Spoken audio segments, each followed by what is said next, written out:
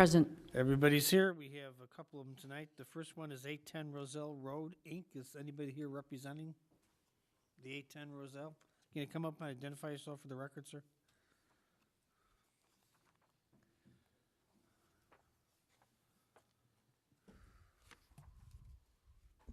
Good evening, everybody. My name is Thomas, representing 810 Roselle Inc.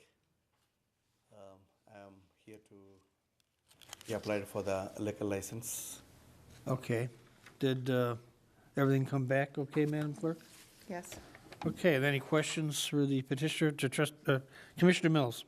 Yes, the cabinets or the coolers where you'll have the alcoholic beverages, those will be locked? Yes.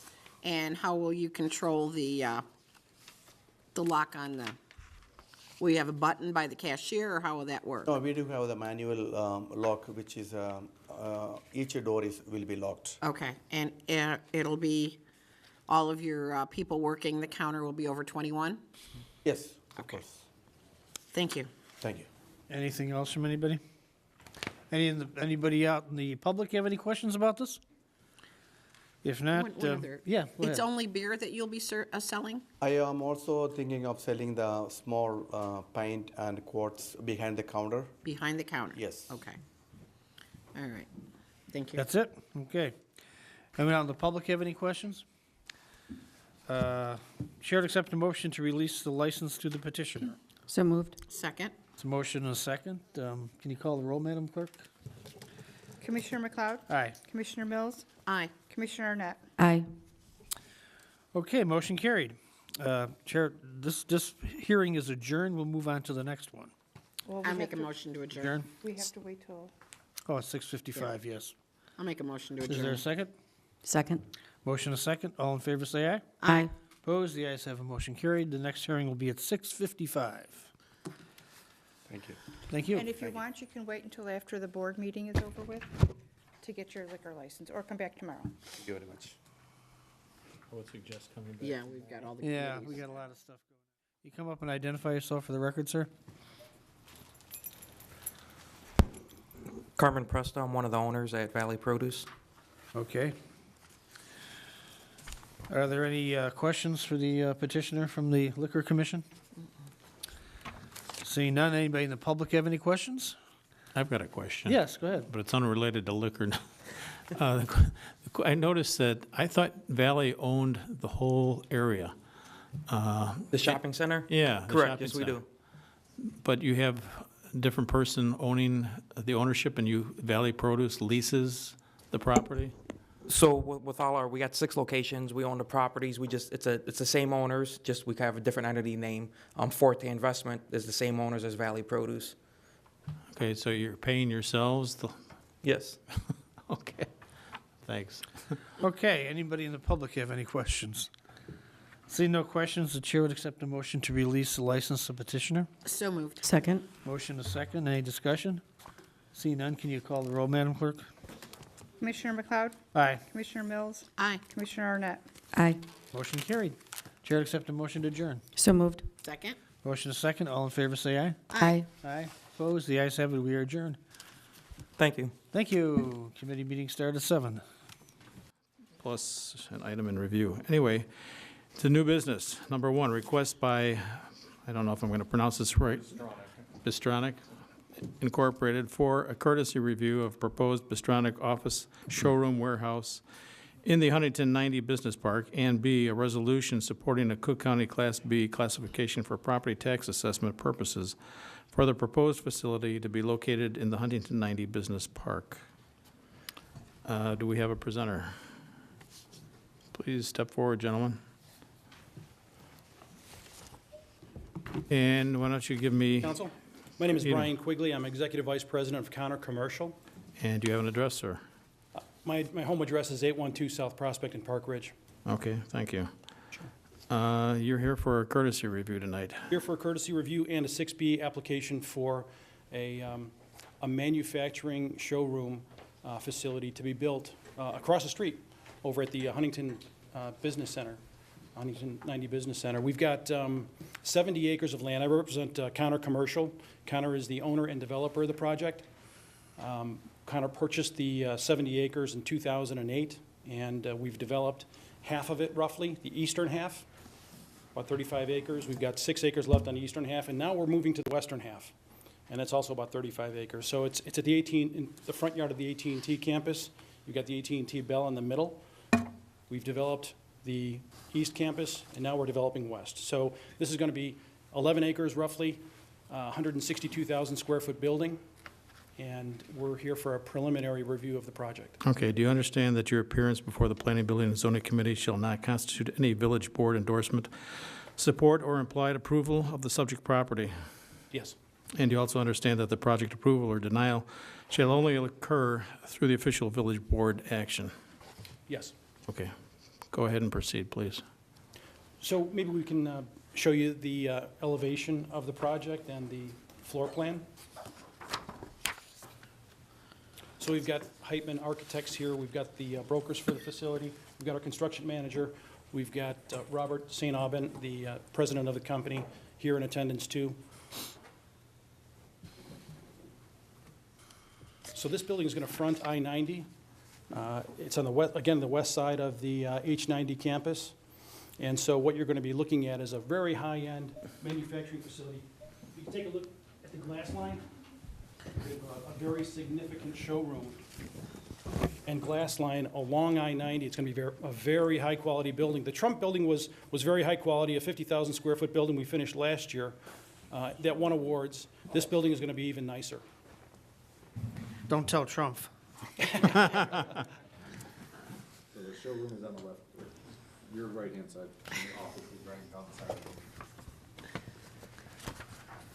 As part of this project, we're also going to complete the extension of Eagle Way from where it terminates now next to the Claire's facility, all the way to Central.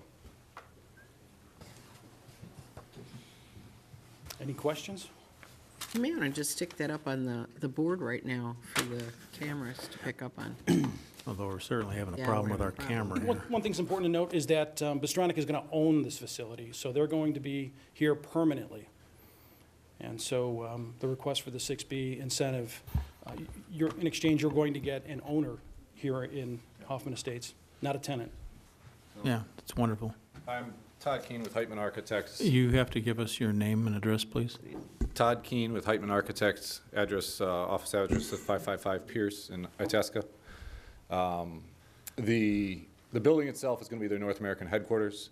They're relocating their current facility of office space, about 30,000 square feet of office, 30,000 square feet of showroom, as well as bringing in a new discipline, new manufacturing facility, light manufacturing assembly, and then warehousing space that's associated to such a business. But they're looking to make this their new home, and are extremely excited about the site. And then, like we said, they're taking out about 11 acres on the Huntington 90 site, fronting the interstate, giving them a real good visibility and nice access for their clientele to come by and take a look at their products. I hope the people watching at home aren't seeing us like we're seeing this on the camera. Afraid they are. Unless they're switching to it, they're probably not saying anything, but it is the camera, it's not the TVs or monitors, that's why I just checked. Okay. Something's going on with the camera. Trustee Gata? What is your timeline on this? Yeah, it's critical. Timeline is very, very important. They've got to be in the facility January of 2019. And so we're already behind the 8 ball. We expected to get started on the approval process back in December. We ran into a big soil issue, and we're working that out now. It's going to get worked out, Okay. but that put us behind schedule. And so the speed of approvals is critical to this deal. So 2019 is when you're hoping to get in there, January. January. Thank you. That's all I have. Trustee Mills? How many employees do you anticipate bringing over here? The 110? 125, actually. Would it be useful to talk just a little bit about the company? Sure. So Robert St. Aubin, president of the North American division of Bystronic. I have a little bit of a presentation. Again, I'm going to ask you personally to introduce yourself and your Yes, my name address. is Robert St. Aubin. I'm the president of Bystronic Incorporated here in the U.S. Our address is 200 Airport Road in Elgin, Illinois, currently. Okay, thank you. Would it be useful? I don't know. Okay.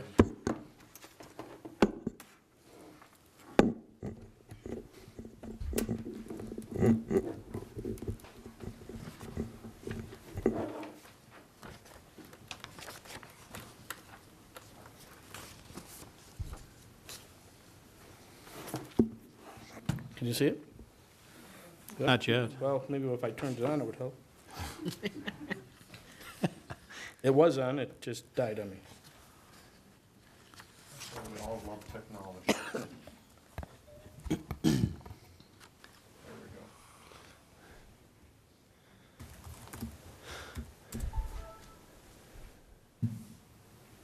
go. We're supposed to be seeing a wolf, we're seeing it. Can you see it now? Yes, See the wolf? Oh, it's got blue eyes. okay, how do I switch that over? That's the background. Nice looking wolf. Thank you. Anna's night. It's the guard dog. Is that better? Yes. Yeah. Okay, it was a nice wolf, though. Thank you very much. I'd like to tell you just for a few brief minutes, just a little bit about our company, so you'll know the tenant that is, I'm sorry, the company that is thinking about moving here to Hoffman Estates. A little bit about our company again. We were founded originally in 1986, and we've been in the laser cutting business and sheet metal business since that time. In 1994, we were purchased by a family-owned holding company called Kinsetta in Switzerland, and our company is headquartered in Niederrhein, Switzerland for the world. Kinsetta, our parent company, owns a wide variety of individual companies, including Bystronic Sheet Metal Processing, Bystronic Glass, which is an independent company that makes glass processing machines, Foam Partners for foam materials, a sporting goods company called Mammut, Graphic Coatings. We are a publicly traded organization, well over $1 billion in sales, but we are family controlled, even though we're publicly traded. Our expertise in cutting and bending is developed through market-oriented solutions and new standards. The secret of Bystronic is in our innovation. That's really where we're very strong. Bystronic is the master of all of our own technologies. So all the control technology, all of the high-level, high-technical facilities are done through Bystronic. We have right now over 2,000 employees around the world, and of those, 10% are engaged in the development of our products and services. This is a view of our sales and service companies around the world, as well as our production within our group. We have 5 production facilities in the world. I'll show you more on that in just a moment. We have 29 sales and service subsidiaries. Here in the United States, it is the largest sales and service subsidiary in the world for Bystronic. We're roughly about, this one division here is roughly about 25% of the world's sales here in the United States. So we're a really big part of Bystronic, and we're a very, very important part of Bystronic. Right now, from a manufacturing standpoint, we have 5 different manufacturing facilities in the world. Our headquarters and the facility where we make our high-end lasers is in Niederrhein, Switzerland. In Gotha, Germany, we make our bending machines that bend steel. And then in Brasov, Romania, we have a machinery rebuilding facility. We have 2 facilities in in China. One is in Tianjin in the north, and that's where we make our mid-range products that are sold all over the world, including here in the United States. And then we have a company in Shenzhen, China, that makes a lower-end product that is only for the Chinese and Asian market. It's not sold here. We have 5 major product categories. Laser cutting machines, these are all for sheet metal. Bending machines, in order to bend it once we cut it. Automation, because our systems are so fast and so efficient, we also provide automation in order to support them. Services and support, and software and controls. And this is just a quick overview of some of our products. These are the laser cutting machines. In the 30,000 square foot showroom, we'll have a wide variety of systems that will show the laser cutting machines, as well as full automation in order to support the machines to keep them running day and night. Our bending machines. And also we'll show our complete software suites and capabilities, our control capabilities, our robotic capabilities, et cetera, et cetera. And then in order to support our business, we have a complete service facility. This will include service. This will include training, and then other facilities or capabilities like financing, web shop, digital services, et cetera, et cetera. This is a very, very brief overview of the kinds of customers that we deal with. Agricultural machinery, in fact, our largest customer in the world right now is John Deere. Automotive machinery, construction, machine and plant construction, transport systems, electrical engineering and telecommunications, construction industry, the kitchen facilities, and aerospace industry. Okay, so a very, very brief overview of kind of who we are. And let's talk just a little bit more about the proposed investment. And I need your name and address as well. Leslie Masick, EY 155 North Wacker. Thank you. And I think someone had asked earlier about employment, so we will, I don't think I'm going the wrong way, Bob. Here we go. So there will be approximately 125 employees who are currently at the Elgin facility relocating here. And in addition to that, about another 125 net new employees will be employed at this facility. And then I think it was mentioned earlier as well, it's going to be about a $28.5 million investment for the company. So we certainly appreciate your support for 6B. It'll be critical for this project. Any questions? Yes, Trustee Mills. You're under such a time crunch from what you're saying, too, that you need to be in by January. How is the county, sometimes they're not the quickest on getting these 6Bs approved? You know, we're trying to obviously expedite this process and then align and expedite the process for approval for the 6B as well. But we have it mapped out very, very closely so that everything comes together. So the 6B approval process does happen. But yeah, we've certainly spent a lot of time working through all of that. How does this, how does our time frame line up? We've obviously had several meetings with Bistronic and with our friends at Connor McShane leading up to tonight, and we believe, given the quality of the consultants that they have on board, that the first submittal will be in very good shape. And as you know, Trustee Mills, that's key, and that we will be able to move them along. I know that Mr. Kramer has already talked to his counterparts at Cook County to know to expect the resolution once it does get through our village board's approval process. The county's been very good about moving the 6Bs. It's the 7 Cs that take a little bit longer time. And we've got, I think we've got plenty of time on our Planning and Zoning Commission hearings right now, schedules, correct? Yeah, the schedule's pretty open. We are going to be coordinating with Bistronic and the property owner because they have the overriding subdivision and Eagle Way extension, and that has to be coordinated with the site development. So we expect to be working with them very closely. So they know they need to pretty much, you're professional enough that you know you'll be needing to keep to the schedules. Right. That's great. Thank you. Anyone else with any other questions up here? Okay, this is not necessarily a request, it was just a discussion. So at this point, I think we just pass on. Or is it a request? It is a request. On the B, on the item B, Yeah. we need a motion. I'll make a motion to approve the request for the 6B. Second. Okay, we have a motion and a second. All those in favor, say aye. Aye. Any opposed? The ayes have it. Good luck.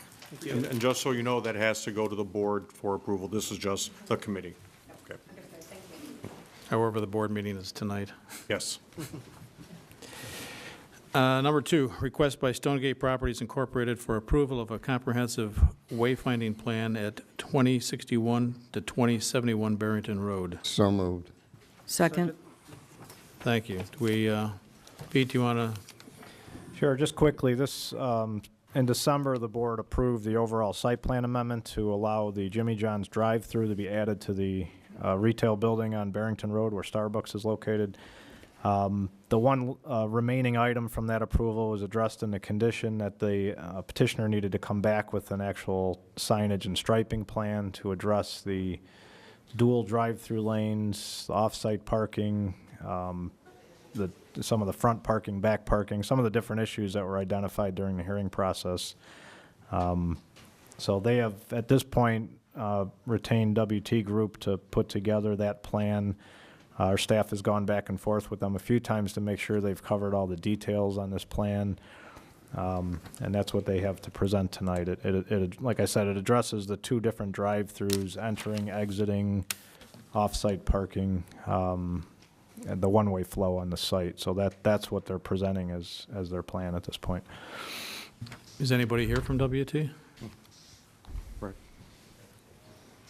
Okay. Good evening, I'm Chris Stark.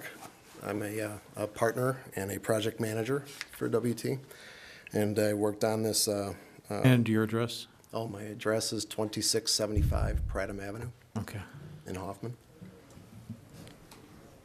I was in receipt of a review letter written by Dan Ritter, and then worked through the comments that he had.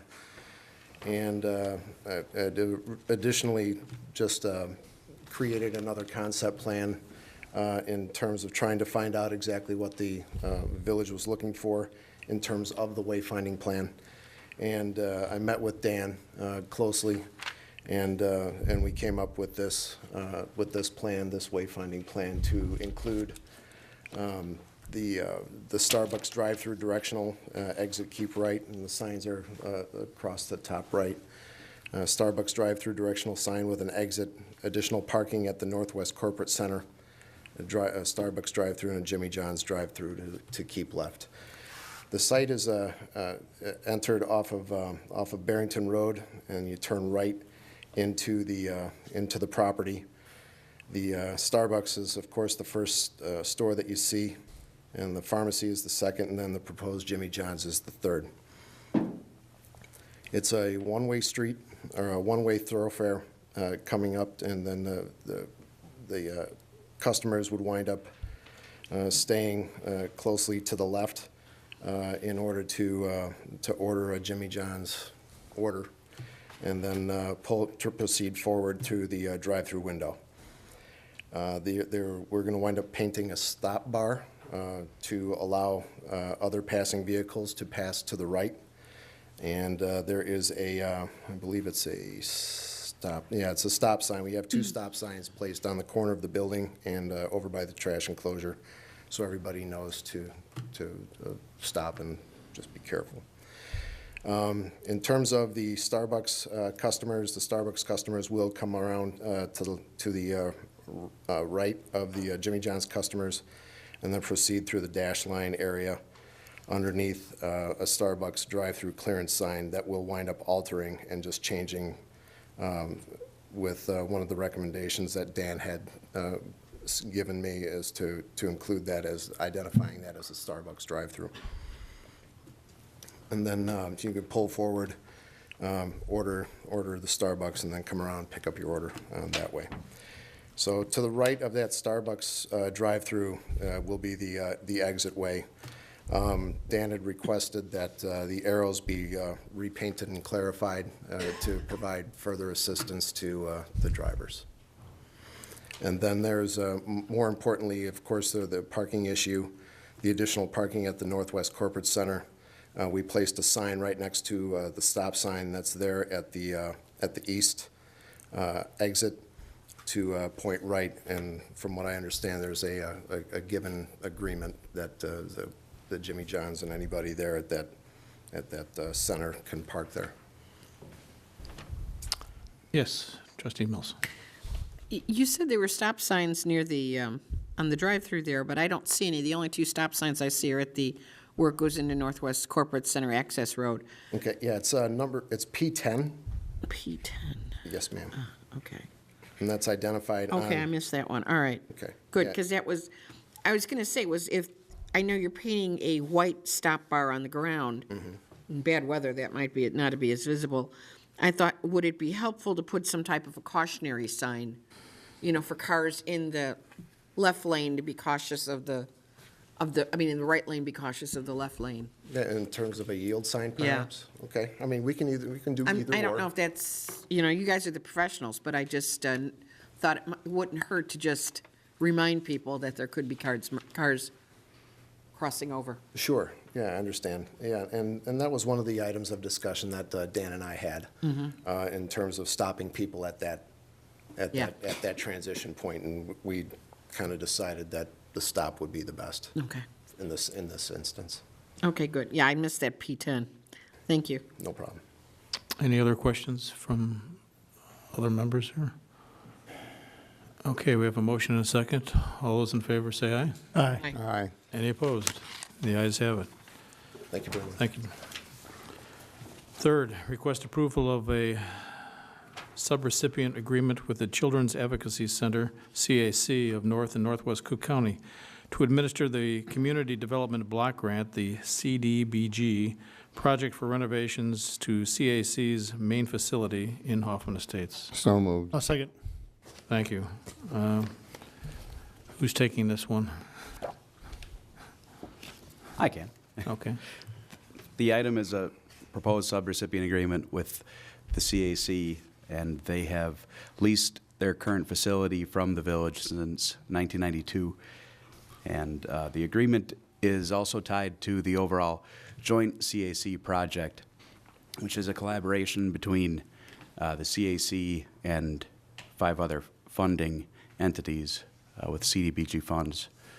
The village would be contributing $27,700 as part of this particular project.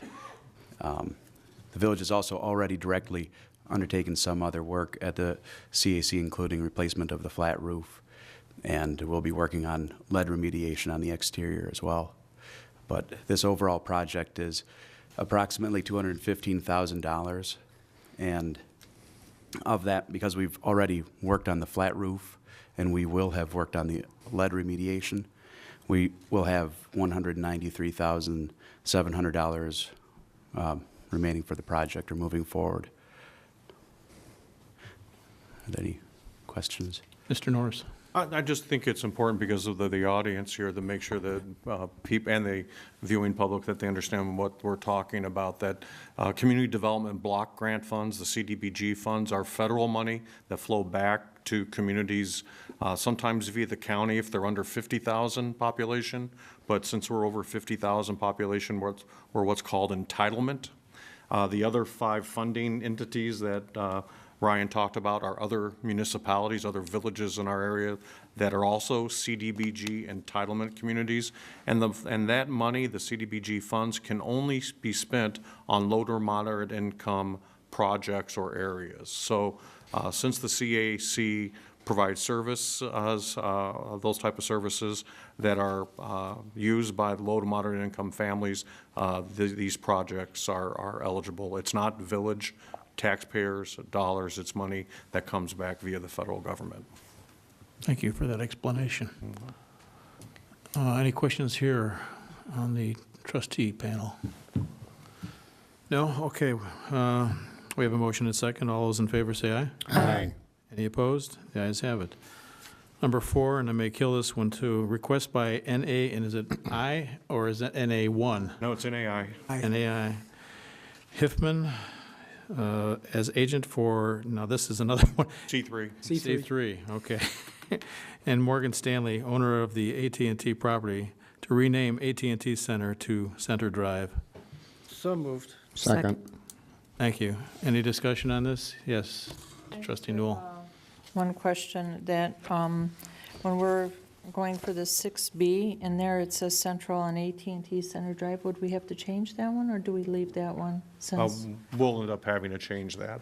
Oh, okay. But the biggest reason, and is that when AT&T left their building, they had forwarding addresses to other AT&T facilities. So if anything comes in with AT&T on it, no mail gets to the building there, even though there are people in it trying to maintain it and other things. Yeah. So they're not getting their mail. So we Yeah. need to change it.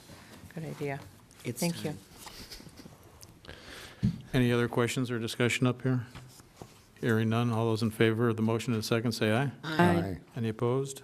The ayes have it. 5, request approval of a resolution adopting the 2018 zoning map. So moved. Second. Thank you. Any discussion on that? Peter, do you want to tell us anything about what's going on, what's new? Not a lot. We updated the special use items that were approved during the year, and the rezoning that was added to the map was the Plum Farm property that was done early in 2017. Other than that, it's our standard required approval of the map. Okay. Based on what Peter said, does anybody else have any questions now? Okay, hearing none, all those in favor of the motion in second, say aye. Aye. Any opposed? The ayes have it. 6, request acceptance of the Department of Development Services monthly report for Planning Division. So moved. I'll second. Thank Any discussion? No? All those in favor of the motion, second, say aye. Aye. Any opposed? The ayes have it. 7, request acceptance of the Department of Development Services monthly report for Code Enforcement Division. So moved. Second. Thank you. Any discussion on that one? Nope. Okay, all those in favor say aye. Aye. Any opposed? The ayes have it. 8, request acceptance of Department of Development Services monthly report for Economic Development and Tourism. So moved. Second. Thank you. Anything to be added to it, anybody? Guess not. Any other questions up here? No? All those in favor of the motion, second, say aye. Aye. Any opposed? The ayes have it. President's report. I'll wait for the board meeting, Chairman Stanton. Thank you. We have nothing in other, but we do have an item in review, which is one request by New Singular Wireless PCS LLC, commonly referred to as AT&T, for approval of an extension to an existing cellular antenna license at 1355 Westbury Drive. We don't need a motion on No, that. no, no. No. It's sitting there until they, that was the one that originally was approved by the board that then they got hung up in their final legal review process, Yeah. even though they had done it once, and we're now waiting for them to come back to us. They haven't come back yet? They have not. Okay, so we're not doing It's anything gonna, tonight it on will this. sit there until they do. Okay, do we need to make a date certain for this, or just, Just let it sit for a while. okay? Got lost in the Please. mail from AT&T Center? Could be. Yeah, that could be. All right, so we'll pass on that and anybody want to make a motion to adjourn? Motion to So- adjourn. Is there- Second. Thank you. All those in favor, say aye. Aye. Any opposed? The ayes have it. We are adjourned. I'd like to call the General Administration and Personnel Committee for Village of Hoffman Estates for March 19, 2018. Could I have a roll call, please? Chairman Arnett. Present. Vice Chairman Mills. Present. Trustee Stanton. Present. Trustee Newell. Present. Trustee Palafis. Present. Trustee Gata. Present. Mayor McLeod. Thank you. We do have a quorum. And can I have a motion for the approval of the minutes for February 12, 2018? So So moved. moved. Second. Any questions or additions or corrections? Okay. All those in favor? Aye. Opposed? Ayes have it. Under new business, number 1, discussion regarding the legislative update. Staff have anything to add? The report with the bills speaks kind of for itself. I think the bills that are most onerous to municipalities right now don't seem to be having a lot of movement. Several are sitting in rules.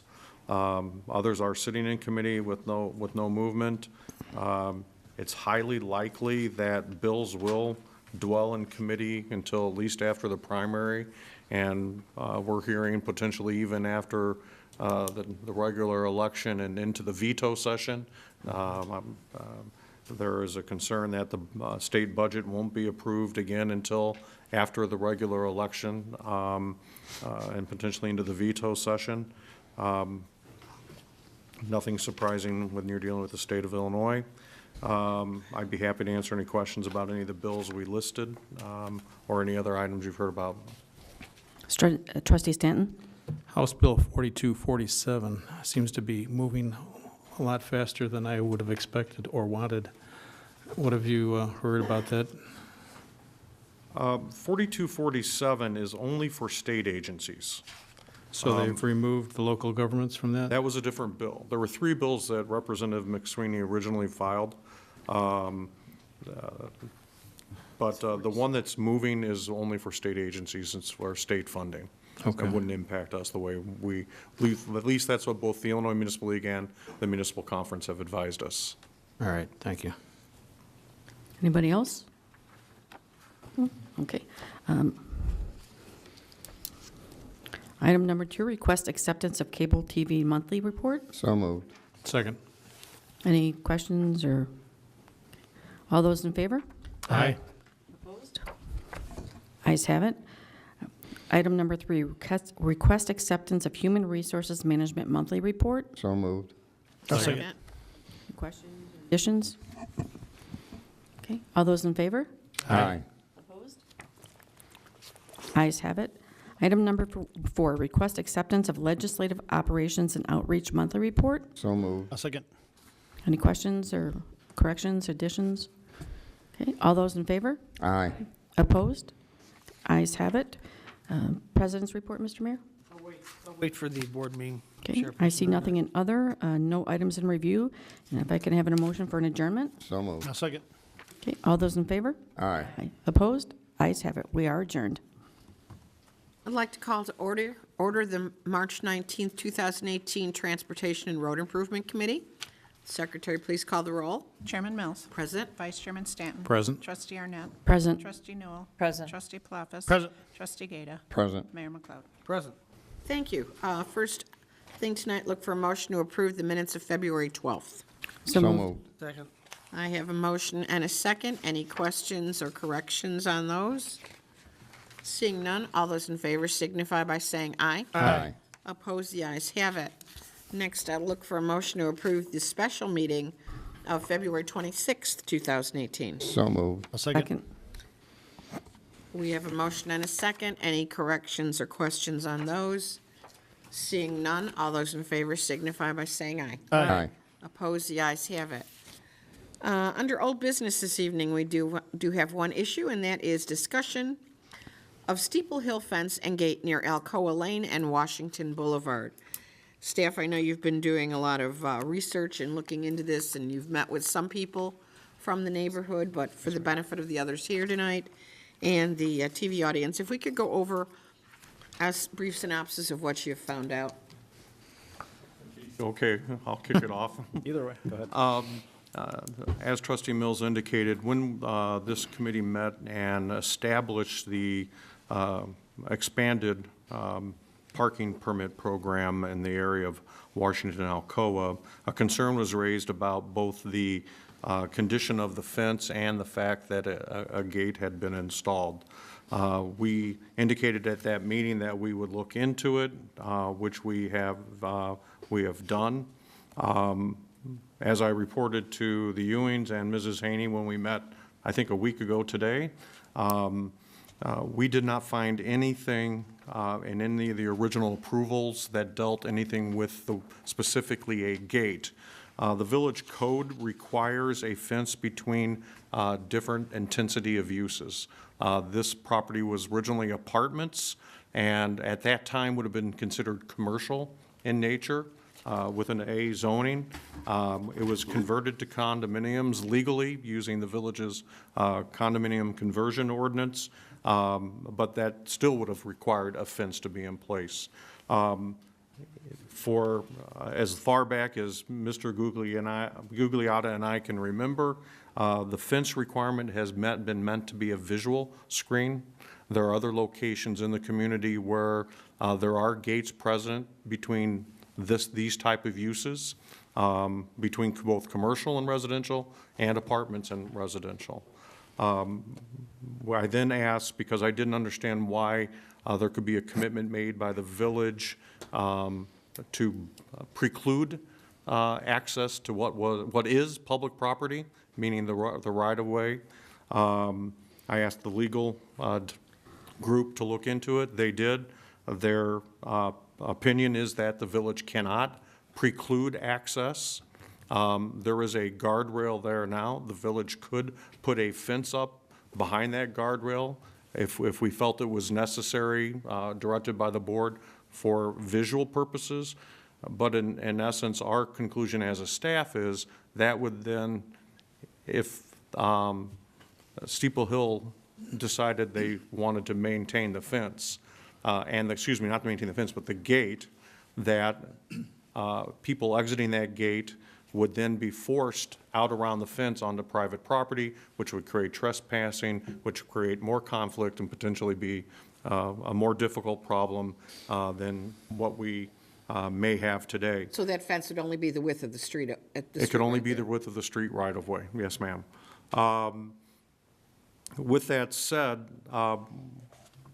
we believe that there are several things that can be done. And I think I should point out that we also met with the Steeple Hill Association Board president, and a board member, and their property management company.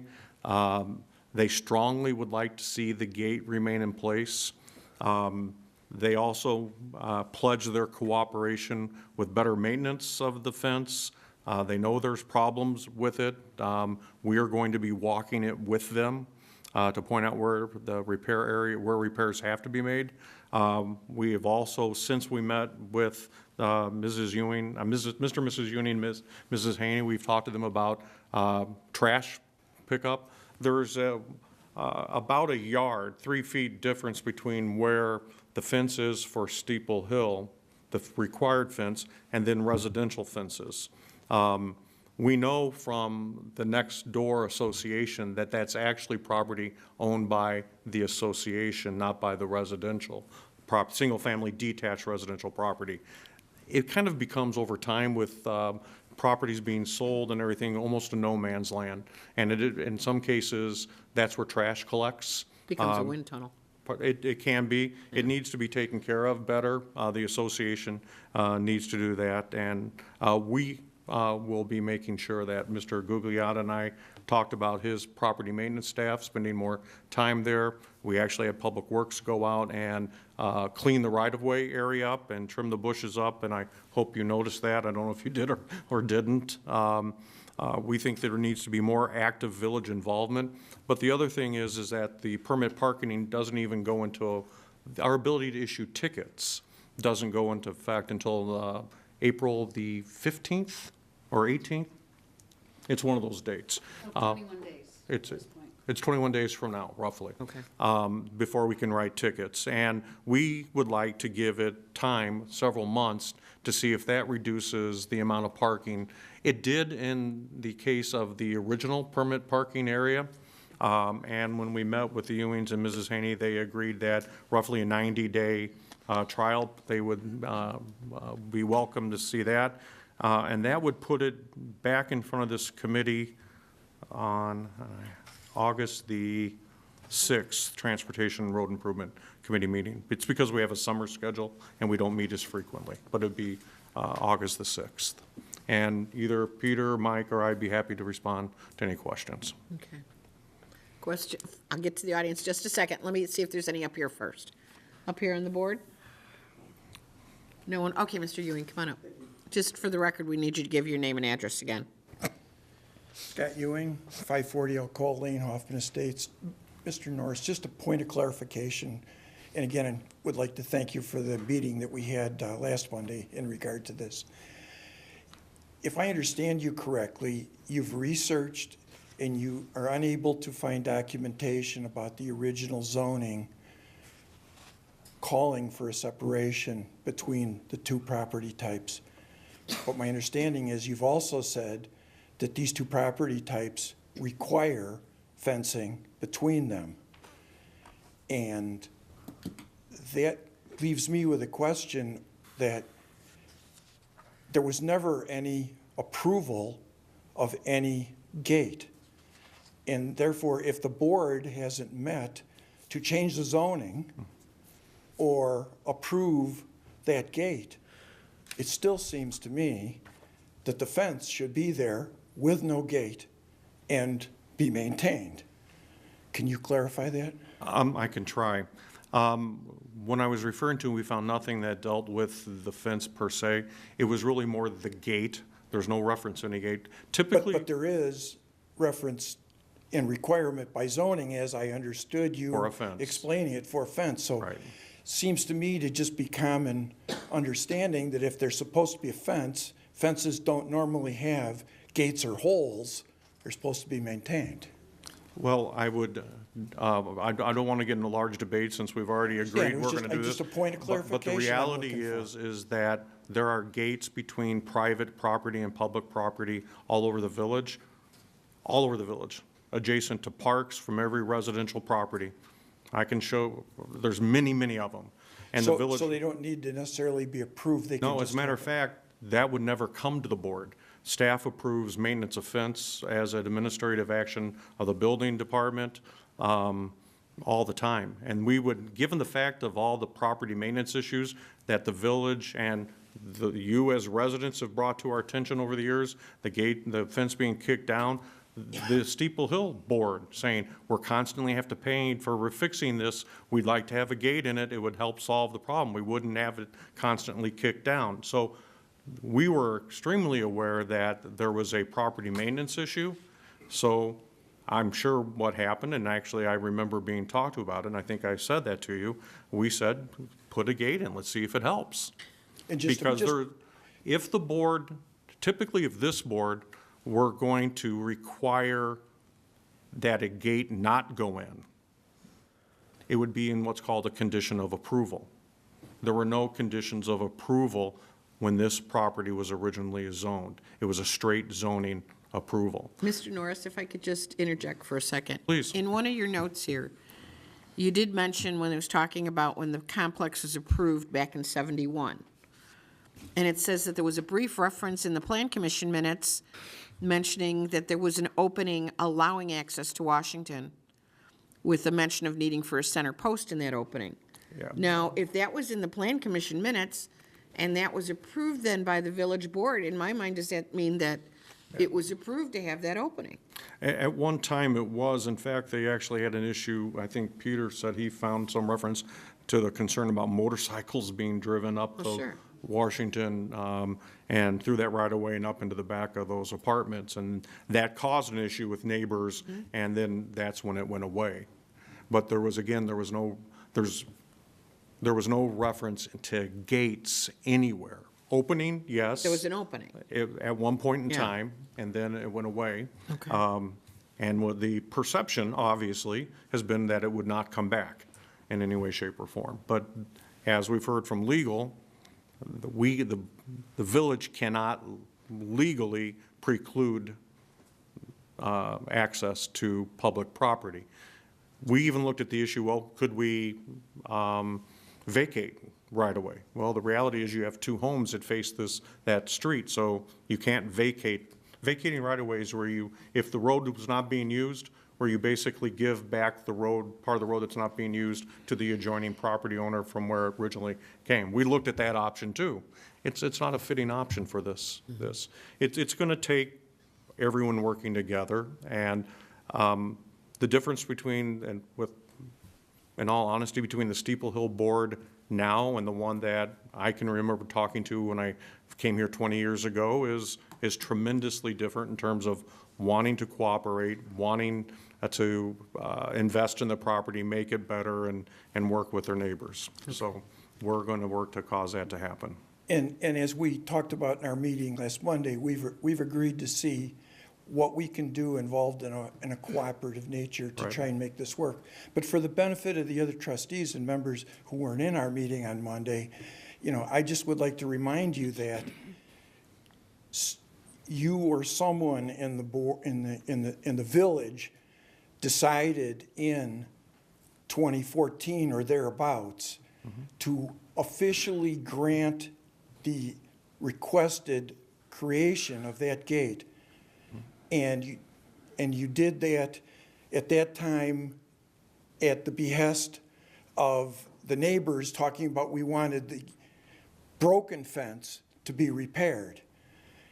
And that was done, but there was no meeting or notice or communication with the neighbors about that. We were unrepresented. We never had an opportunity to participate in this decision that was done by the village. And that's why the neighbors of the homeowners feel so strongly about the fact that this fence should remain a solid and unpenetratable fence. So with that said, I just wanted to make sure that for the benefit of others who weren't in our other discussion, that point is clearly understood, that there's always been a fence. The fence was there to be able to separate the two properties. We talked about articles in the newspaper and everything when that dispute took place in 2014. And that fence, that gate was granted with no representation from the homeowners. That's all. And if I could, as I said before, we issue permits for repair of fences. Maintenance doesn't require a permit. The fact that they talked to us about it was one thing. They didn't have to. Legally, they could have put that gate in without even talking to the village. And I'm going to go one step further. We're now being told legally the village cannot preclude access. So we can talk until we're blue in the face about a gate or no gate. If we legally can't preclude access, then there's going to be a gate there. We have to, as a village staff, we have to do everything we can to cause that to minimize any inconvenience either way. And that's what we'll have to do. Yes, ma'am. Would you like to come up to the microphone? I live on Alcoa Street also. Okay, well, we need you to step up to the microphone and give us your name and address. My name is Leslie Gale. I live on 450 Alcoa. I'm sorry, what? I live on 450 Alcoa. And my question is, who's going to use this gate? The people that are going to school, the kids? Is there not bus service over there? Who is really going to use this gate? And number two, also, it's a dead-end street. There's a dead-end street at the end of Alcoa. Why can't you have that barricade and it's a dead-end street? Why does it have to have access? Where are these people going? It's not going to be adults, it's going to be kids. I've already had wandering kids in the neighborhood. I don't have, my backyard is not fenced in. So you're encouraging loitering. So who's going to use the fence? The fence can be used by people going either way. Where are they going? If it's coming from Steeple Hill, there are parks and schools that those kids would go to. Is there not bus service for? If they catch the bus, yes, but the I board. bet 100%, let's do some research on the bus service. Well, I bet most we of them know- take the bus. We know they have to take the bus. If both parents work, or it's a single-parent home, and that parent's at work already, and those kids miss the bus, how do they get to school? Well, they should be getting up earlier. I don't see why we have to cater. The village is not like a nation. We can't build a wall. It's not a wall, it's just a dead-end road. You put a dead-end road, and the property ends there, and maybe they should get their land surveyed.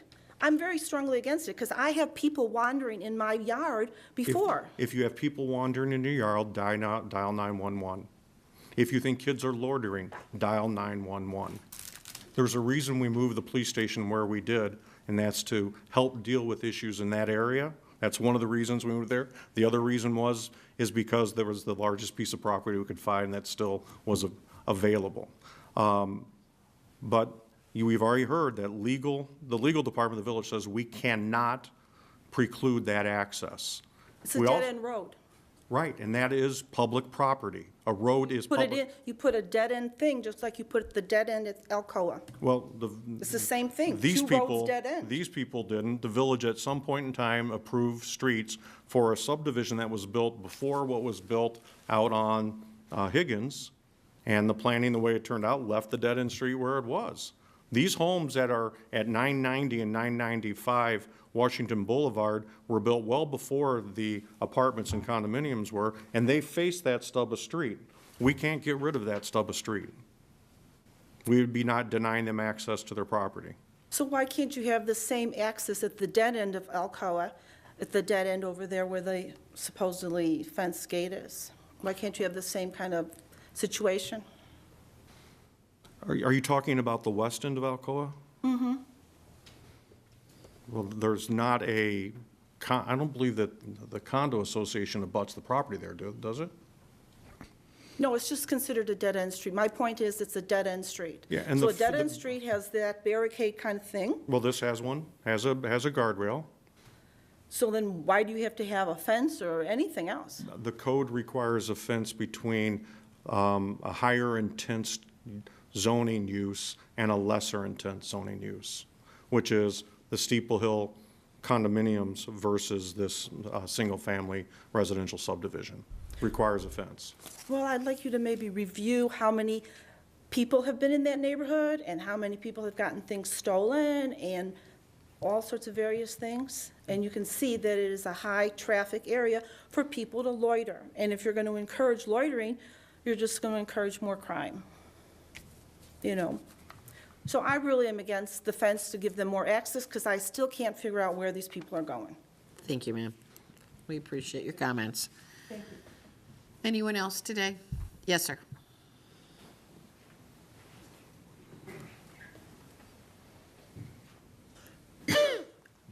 Hello all, my name is Anthony Zielinski at 875 Western Street. I also reside in the same neighborhood. Since that fence has, the gate has gone in back in 2014, there has been a lot more significant foot traffic. You had mentioned that there's parks. There's none actually in the immediate area. There's the school on the opposite side of Bodie. So immediately, though, there's not a school directly within that neighborhood. We've also seen that we've now had to go ahead and expand on our permit parking because we're seeing, again, a lot more foot traffic. I'll go ahead and walk my dogs around the neighborhood with my children, and I'll see some of the young children who had made their way through the gate who are now playing in people's front yards, wrestling, and again, we're not looking for any unnecessary foot traffic. There's really nothing that they should be gaining access to beyond the fence. So, again, if you could consider it, I'd appreciate it. Thank you. Anyone else out there tonight? All right, well, first of all, I want to thank all of you for your input over these last few meetings. I think it's brought it to our attention, the issue that you have over there. I think it's brought it to the attention of the village that we need to do a little bit more patrolling in various ways with code enforcement, police department and that, and hopefully you will see an increase in that over the next several months, and that will continue on into the future. I think the idea of giving the parking permit program the 90 days to review it then, unless, someone has any other ideas, I would ask for someone to make a motion possibly to put this on as an item in review on our agenda every month to be looked at the August 6th meeting, committee meeting. I'll make a motion that on August 6th, we review the findings of. Also need to look at the permits, how that's the helped the area. permits. I think also maybe even, police calls before and after would be good to see if there's a comparison. Is that your motion then? Yes. Thank you. I'll second it. Okay, now do you want to say anything else? That's all. Okay. Any other questions, comments on that at this point? Hopefully, we'll find some resolution to the issues you've had by doing this, and hopefully we'll see you back here then August 6th with better results over the summer. Staff, anything else you wish to add to this? No, ma'am. All right, we have a motion on the floor in a second. All those in favor? Aye. Signify. Aye. Any opposed? The ayes have it. It will go forward that way on our agendas. Thank you all. New business tonight. 1, request acceptance of Transportation Division monthly report. So moved. I'll second. Mr. Hanky, anything you wish to highlight? Nothing to highlight. So now Central Road's going to be closed till probably late in the summer. Is that what I'm reading? That's a Cook County project according to their website, right? Okay. All right. Any other questions up here? Seeing none, all those in favor of the motion signify by saying aye. Aye. Opposed? The ayes have it. President's report? I'll wait for the board meeting, Madam Chair. Okay, at this point, I see nothing else on our agenda for tonight. Look for a motion to adjourn. So moved. I'll second. I have a motion and a second. All those in favor signify by saying aye. Aye. Opposed? The ayes have it. We are adjourned. Thank you.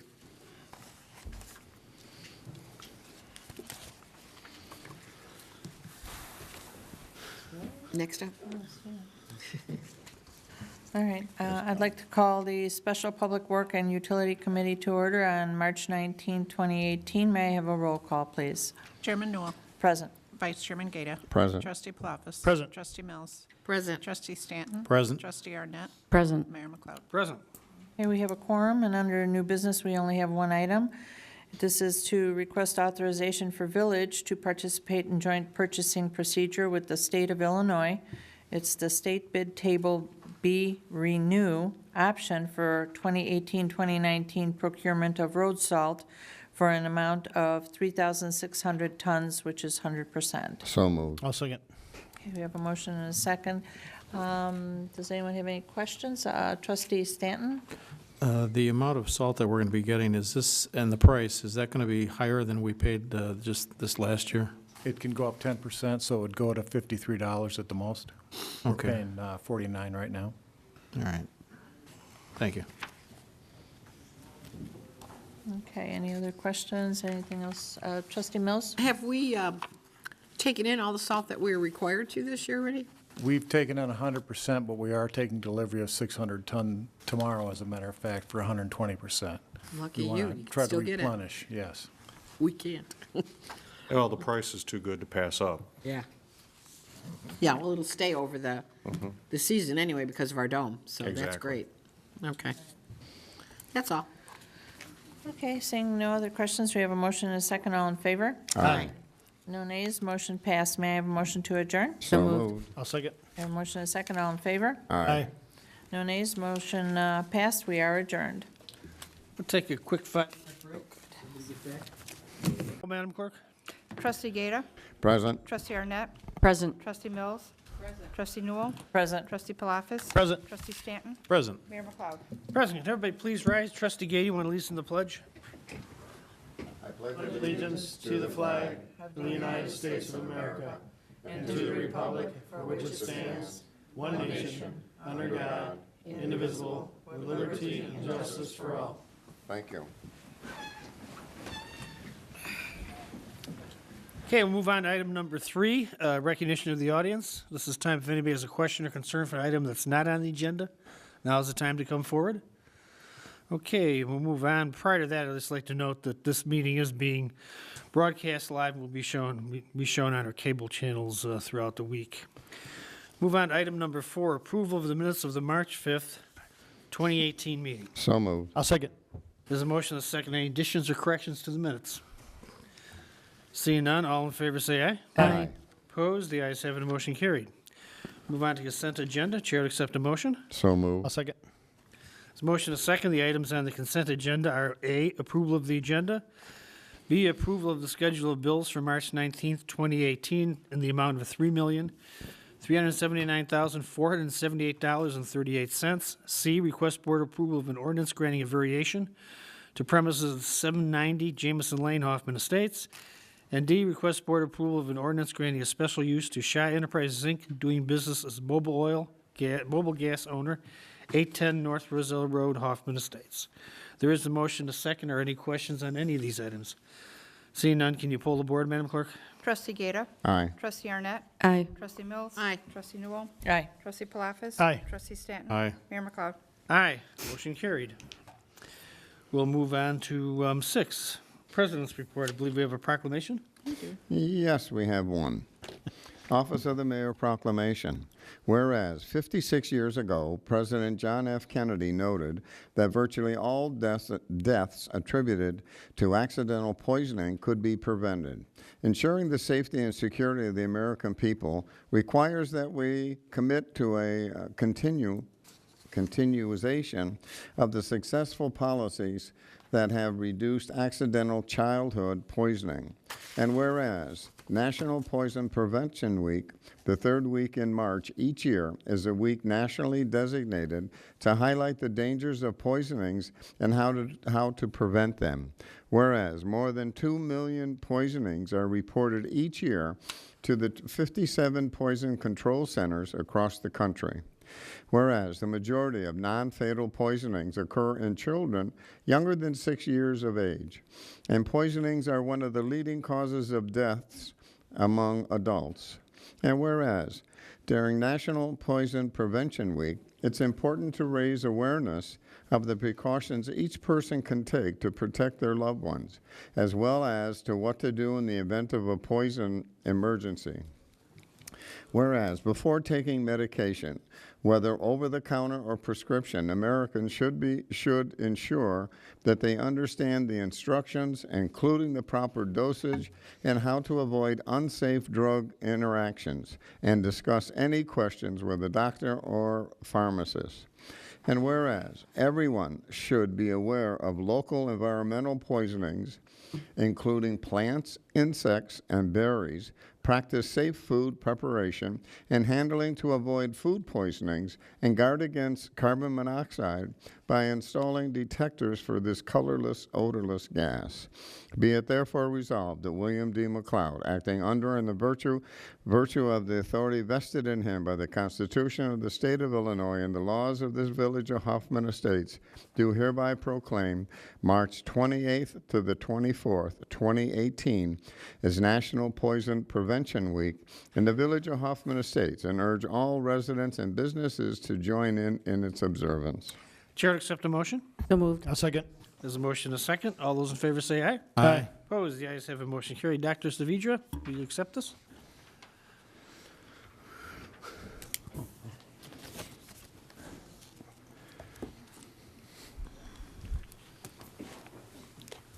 Yeah, a couple of pieces of correspondence. One was addressed to Village Manager Norris. Hope you and family are doing well. Just want to comment on what a great job your Public Works Department has been doing with respect to snow removal and laying down salt this winter. Just a great job and always done in a timely fashion. Please let them know they're doing a great job for the residents. So it's always good to hear, considering it may snow again on Saturday. Then we got one from the Arbor Day Foundation. On behalf of the Arbor Day Foundation, I write to congratulate Hoffman Estates on earning recognition as the 2017 Tree City USA for receiving a Growth Award. Residents of Hoffman Estates should be proud to live in a community that makes the planting and care of trees a priority. Hoffman Estates is one of more than 3,400 Tree City USAs with a combined population of 140 million. Tree City USA program is sponsored by the Arbor Day Foundation in partnership with the U.S. Forest Service. So congratulations again. It was this 20-some years in a row. Yeah, we've got our Arbor Day coming up in April. Wow. Yeah, that's great. We haven't met in a couple weeks. Tuesday the 6th, I was a judge at the MacArthur Science Fair, the annual science fair. That's always an interesting experience to have young first, second, third, fourth graders explain scientific, knowing way more than I do. Yeah, that you're really impressed with the quality of the education that they get at MacArthur School. I'm kind of depressed about, well, I should know more about science, I guess. Also, that evening, I attended the Celtic Fest Commission meeting, and on Wednesday the 7th, Jennifer Georgievic and I made a presentation at Jane Addams School for a few hours. We met with several different classes on career days, and jobs in government and what all that stuff. It was very good. It's interesting. It's the second year that they've done. It's the second year we've been in it. And on Thursday the 8th, we had the 4th of July Commission meeting, which I attended. And on Friday the 9th, we had the spring luncheon for the Commission for Senior Citizens. That was a nice day. I want to thank the trustees for taking care of the Boy Scout Blue Gold ceremonies and other events when I was gone for a weekend. On March 13th, I chaired the Diversity Task Force meeting at the Metro Mayor's Caucus. And on Friday the 16th, we had 2 Harper students came in. They're getting their government political science classes, and they have to interview an elected person. So Trustee Gate and I met with a couple of young ladies, and we celebrated Mr. Norris's 20th anniversary here at the Village of Hoffman Estates. And we had a ribbon cutting for the Hassel Liquor Store at 2306 West Hassel Road that just opened. The store is beautiful. They did a great job on it. And last night, I was in Palatine, and Max on Slade, my son-in-law's father, is in a band, Fossil Tones. They got the band back together after 40 years. They were playing in grammar school and high school. They're actually amazingly good. I was quite impressed. One other thing, I'd like to put on a committee to set up a 60th anniversary committee, because that's next year. And one of the things we really got to do is we really have to get that book completed. It sort of abruptly ended in 1991, The History of Hoffman Estates. It's been a few years since then, so hopefully get that done in time for the celebration next year. That's all I have, so we're going to move on to B, trustee comments. I'll start with Trustee Arnett. Thank you. On March 9th, I did attend the live drawing concert put on by the Sister Cities Commission. Pretty well attended, and it was very nicely done. On March 10th, I did attend the PAC 297 Blue and Gold ceremony here. as well as the PAC 397 Blue and Gold ceremony out in Itasca. Very nice turnout for both of the PACs, and congratulations to the young boys moving forward. Friday, March 16th, I did attend the 60th anniversary for Beth Tikva. Phenomenal crowd, and it's a phenomenal synagogue to attend. That's all I have. Yeah, that was a great event. We had Trustee Gator was there, and also, and it was quite impressive. Even had Rabbi Gammon came back, the original full-time rabbi there. He was there for many years. Okay, Trustee Gator. Oh, okay. Let's see, then on March 9th, attended the spring luncheon here for the senior citizens at Village Hall. And Claim Jumpers, they had a vegetarian pot pie. And it was very good from it. I was surprised because I've always had it with chicken, all right? But anyways, enough of that. Saturday, March 10th, they had the two blue and gold ceremonies with Trustee Anna Newell and Trustee Karen Arnett, as she had mentioned. And the first one was for PAC 297 here at the Village Hall. The second one was PAC 397, and that was held at the Holiday Inn in Itasca. So that took us a little while. And then on Friday, there was 6 things going on, starting at 10:15 in the morning. The February 16th, the mayor and myself, as he indicated, that there was 2 students that from Harper College they needed to talk to an elected official as far as for their classes. And from there, we joined Mr. Norris, village manager, the 20th anniversary of his employment here. And then from here, we went to ribbon cutting, Hassel Liquor Store on 2306 Hassel Road. Then from there, we attended the visitation for Graham Faith at Algram's Funeral Home. And he was a young man that belonged to the Explorers and 16 years old, which was very, very sad. And then from there, we went to Beth Tikva congregation because they had their 60th anniversary celebration. They must have had 250 people that was there. And they recognized all of us that was there. That's all I have, Mayor. Okay, Trustee Newell. Okay, just a few things, some of the same that 2 other trustees had, but on the 10th, did the blue and gold pack for troop number 297 and troop 397. And then on the 16th was the celebration for the 60 years of Beth Tikva. It's amazing how fast the 60 is coming up. And as they had said, all of us that did attend, a huge crowd. It was a beautiful ceremony. And then also the wake for Graham Fath for the Explorer. And that's all I have. Okay, Trustee Stanton. I only have a few things. First was the 9th of March, where I was able to attend the spring luncheon here. And again, it was sponsored by the Commission for Senior Citizens, and as always, they did put on a wonderful event. On the 16th, I stopped by for Mr. Norris's 20th anniversary celebration, and from there, I went to the Hassel Liquor ribbon cutting, located at 2306 Hassel Road. And that's it for me. Okay, Trustee Mills. Well, I want to thank everybody for representing us at all these things. Unfortunately, I was kind of out of commission with the nasty virus over the last couple weeks and didn't want to share it with all of you. I did attend the wake for Graham Fath, I believe is how you pronounce it. A truly moving ceremony was going on there. Our condolences to his family. Thanks to our police department for all the work they did, and with the honoring of the 16-year-old and all the police explorers from various communities that were attending. Really was quite an experience and heart-wrenching night.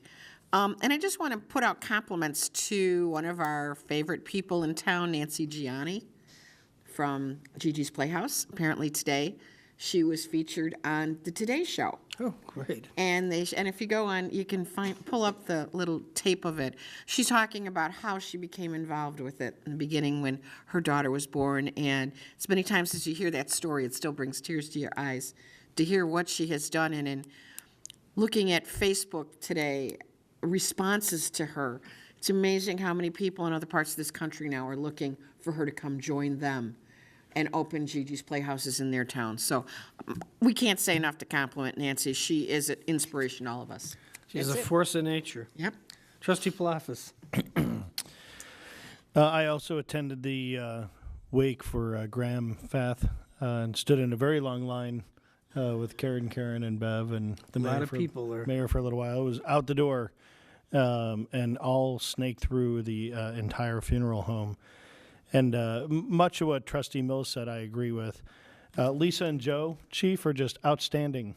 The way they love those kids and just kind of had them all there. And I agree. The police were there from anywhere from Antioch to Gurnee, all the way down to Elmhurst and some of the southern suburbs. As far out west as I forget the names of the towns, but I would watch as the patches walked by. Oswego was there. Oswego, yeah. I mean, that's an hour away in good traffic. So just the outpouring of love for that kid, that organization, that family was really touching. And it hits close to home. I mean, he's between my third and fourth in terms of age. And, just you never know. You're not guaranteed the next 10 minutes. So enjoy it and, squeeze all the juice out you can get, I guess. But it was just a really moving event. I also have been doing some meetings. We had the Emerging Technologies meeting tonight. We're finally going to do something official with drones. We're going to try to tag on to Plot's concert because that's the only thing we haven't done yet at Plot's concert. So we're gonna jump onto that Sunday where they have an open spot and try to use the energy from both of the crowds to do something cool and get on the board there. That's really it for me. Okay. Mayor, if I could just Yes. interrupt with one other thing. I know the family was asking in lieu of flowers to plant trees in Graham's name. And I think the police department's also thinking of doing something to that effect, or the Explorers. And I'd like to see us try and do something in memory of him. He was That's good. You mentioned it that night at, Yeah. at the wake. be a that, good, yeah. good gesture. It sounds like he was an excellent student and child. Okay, we'll get on that.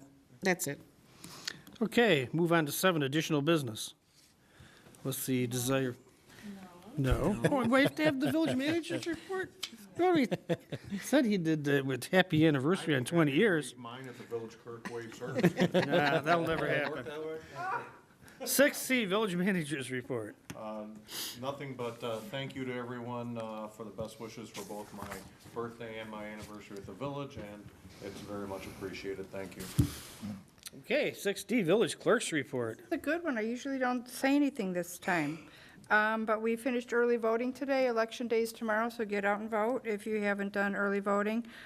We had 1,428 people who took advantage of early voting for the last 2 weeks, and we had 230 today. Wow.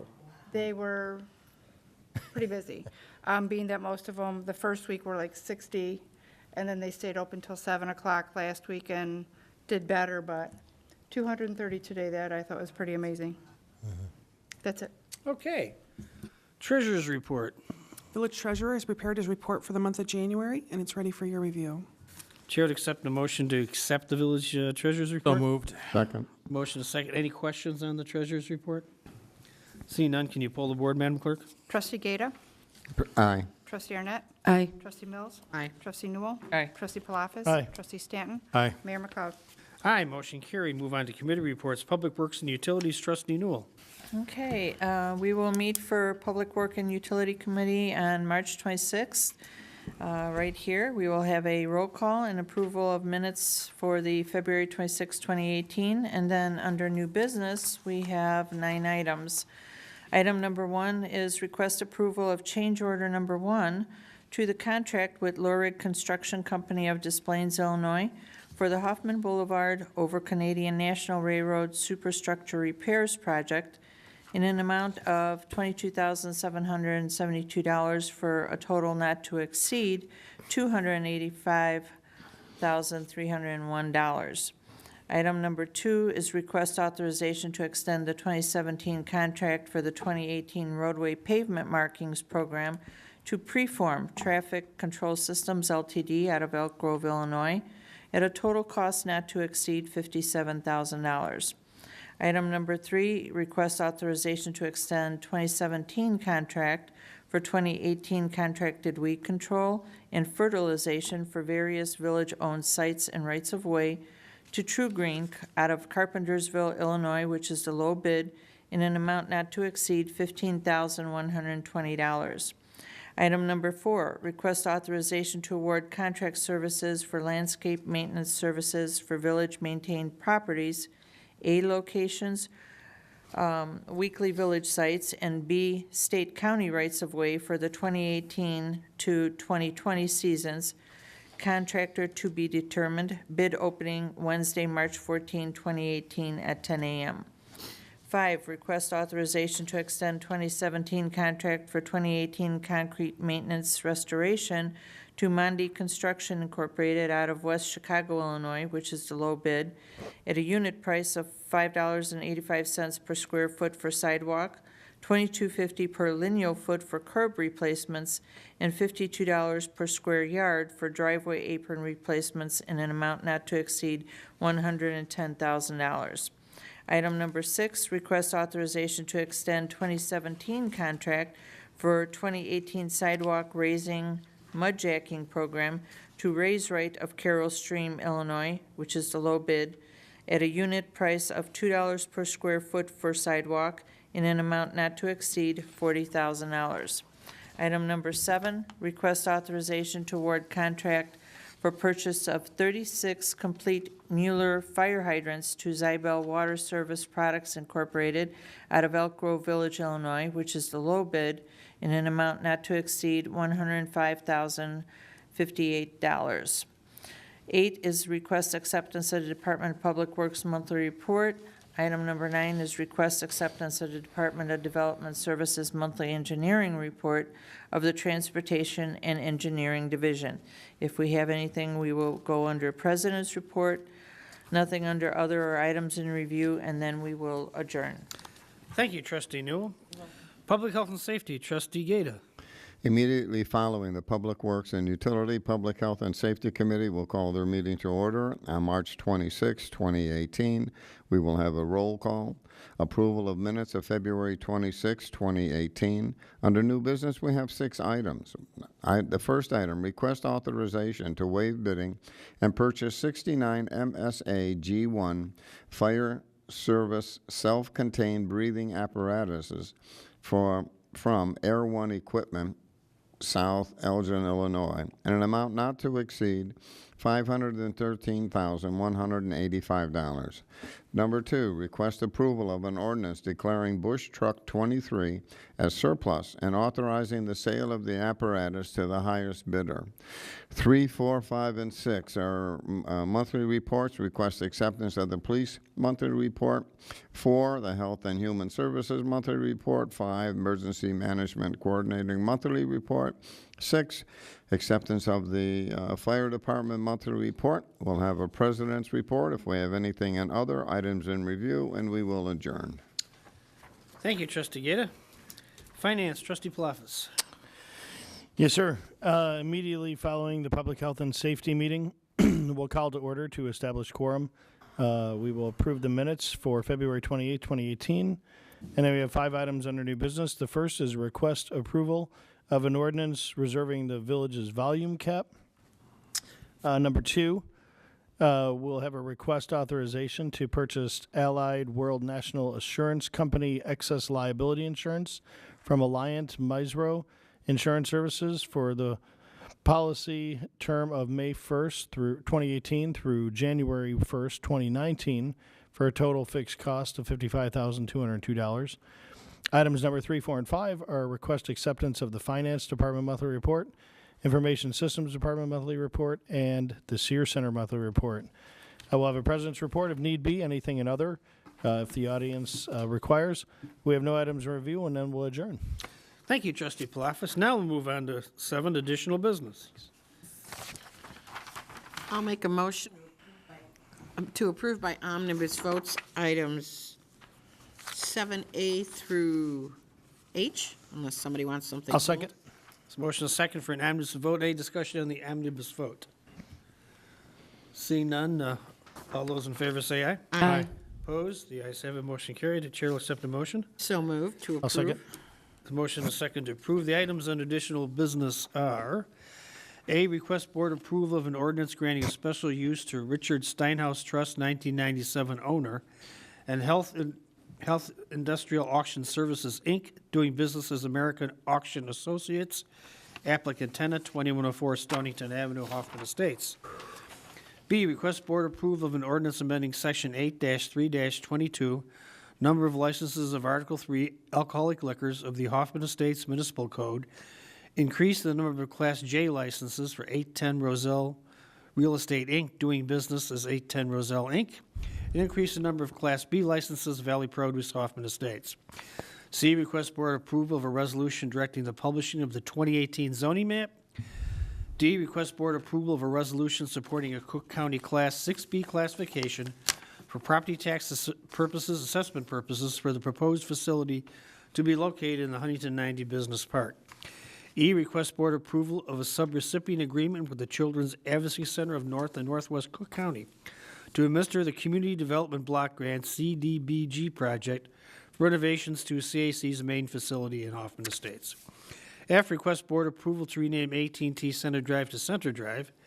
G, request board approval of request by Stonegate Properties, Inc. for approval of a comprehensive wayfaring plan at 2061 through 2071 North Barrington Road. H, request board authorization for the village to participate in joint purchasing procedure with the State of Illinois State Bid Table B Renew option for 2018-2019 procurement of road salt for an amount of 3,600 tons. Okay, we do have a motion, a second. Any questions on any of these? Seeing none, can you call the roll, Madam Clerk? Trustee Gata? Aye. Trustee Arnett? Aye. Trustee Mills? Aye. Trustee Newell? Aye. Trustee Palafis? Aye. Trustee Stanton? Aye. Mayor McLeod? Aye, motion carried.